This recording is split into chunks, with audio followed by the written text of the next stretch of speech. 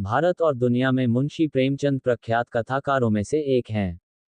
इनकी लिखी गई कथाओं ने दुनिया में अपना वर्चस्व जमाया है।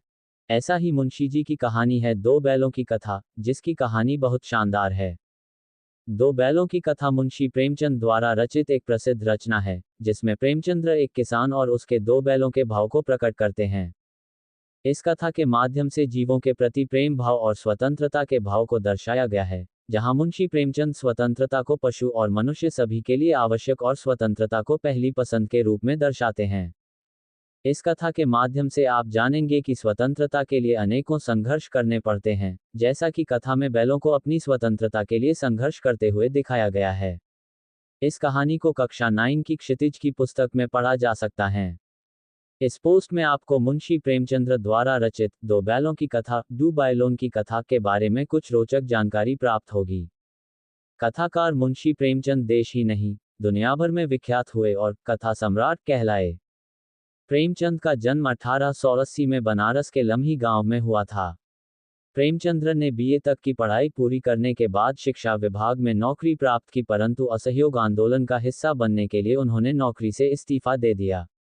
इसके बाद उन्होंने अपने लेखक जीवन की शुरुआत की और कई सारी कहानियां लिखी, जिन्हें आज भी उतनी रुचि लेकर पढ़ा जाता है जैसा कि पहले पढ़ा जाता था।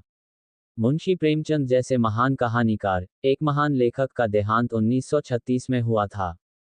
ये कहानी दो बैल हीरा और मोती की है, जिनको झुरी ने बड़े ही प्यार से पाला था। एक बार किसी कारणवश झुरी को उन बैलों को अपने ससुराल में झुरी के साले गया के पास छोड़ना पड़ता है। लेकिन हीरा और मोती को लगता है कि उनके मालिक ने उन्हें गया को बेच दिया है, इसलिए वे जल्दी से उसके चंगुल से छूट के अपने घर जाना चाहते थे। रात को जब गया उन्हें चारा देके सो जाता है, तब वे दोनों रस्सी तोड़ के झुरी के पास आ जाते हैं। उन्हें देख के झुरी बहुत खुश होता है, लेकिन उसकी पत्नी को बहुत गुस्सा आता है और वह उन्हें कामचोर समझती है। वह उन दोनों बैलों को पुनः गया के हवाले कर देती है।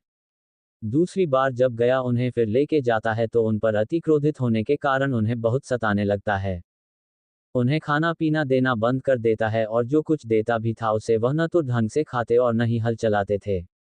गया अपने बैलों को अच्छे चारे डालता और हीरा मोती को सिर्फ भूसी खाने को दे देता था। उस घर में एक छोटी बच्ची जो उन्हें कुछ रोटियां खिलाती थी, एक रात उनको खोल देती है ताकि वो दोनों उस कैद से भाग जाएं। वे दोनों काफी देर दौड़ने के बाद एक अनजान जगह पहुंच जाते हैं और वहां मटर के खेत में हरे भरे मटर खाने लगते हैं। उतने में कुछ लोग उन्हें घेर लेते हैं और कांजी हाउस में कैद कर देते हैं। काफी दिन वहां भी अनेकों यातनाओं को सहने के बाद उनको एक कसाई के हाथों बेच दिया जाता है। उसके साथ चलते चलते जब वे अपने घर के रास्ते को पहचान लेते हैं तो वो दौड़ते हुए झुरी के पास पहुंचते हैं और झुरी की पत्नी भी उन्हें प्यार से चूम लेती हैं। दोस्तों, आए दो बैलों की कथा से कुछ सीखने योग्य बातें जानते हैं। मुंशी प्रेमचंद एक दूरगामी सोच वाले व्यक्ति थे, जिनकी कथाओं को न केवल भारत में बल्कि पूरे विश्व भर में सराहा गया।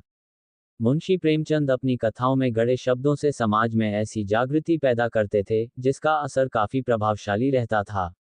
इसी प्रकार उनकी लिखी दो बैलों की कथा, दो बैलों की कथा से भी सीखने योग्य अनेकों बातें हैं, जिनमें से कुछ निम्नलिखित हैं। पशुओं को भी प्रेम की आवश्यकता होती है। यदि आप में प्रेम को महसूस करने की क्षमता नहीं तो आप पशुओं से भी गए गुजरे हैं।